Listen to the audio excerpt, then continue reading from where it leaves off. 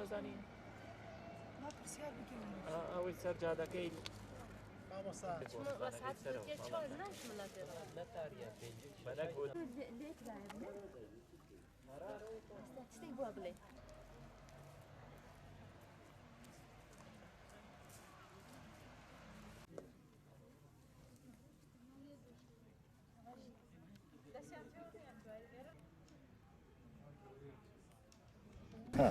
لە هەڵەبجە تا ئافرین نابۆ کۆمەڵکوژی کوردان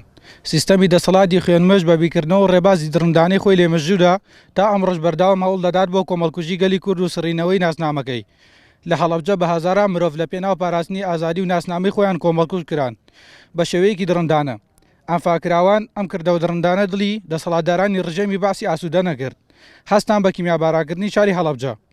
بە هەزاران مرۆڤیش بێتاوان لەگەڵ سروشتی خاکی کوردستان لە ناوبران 33 ساڵ لەمەوە پێش ئەمڕۆ لە 16/1970ەوە هەتاوەکە ئەمڕۆژ برینی هەڵەبجە سارەژ نەبووە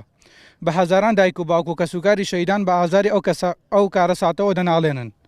داگیرکەرانی کوردستان تاکوی ئێساش لە هەر چوارپارچەی کوردستان هەوڵی سەرکوتکردنی ئەم پلانیان دەدەن لە عەفرین تاکو لۆرستان لە خانەقین تاکو دەرچین گەلی کورد لە ژێر هێرشێکی دڕندانەیەدایە ئەم هێرش و کۆمەڵکوژیانە دەبێت بەدەستی یەک دەوڵەت و یەک دەسەڵات ئەنجام درابێت بەڵام تاوانباری سەرەکی سیستەمی جیهانیە نمونەی ئەو چەکە کۆمەڵکوژانەی کە ئەڵمانیا بە دژمنانی کورد دەفرۆشێت لە شاری هەڵەبجە بەکار هێنرا تاکوی ئێستاش لە عەفرین و ڕۆژاوا و چیاکانی کوردستانیش گەلی کورد سروشتەکەی پێ لە ناو دەبرێت دژمن هیچ جیاوازێک لە نێوان گەلی کورددا ناکات بۆیە پێویستمان بە یەک ڕێزی و یەکگرتن هەیە ئەوە گەنجانی باشووری کوردستان بەڵێن دەدەین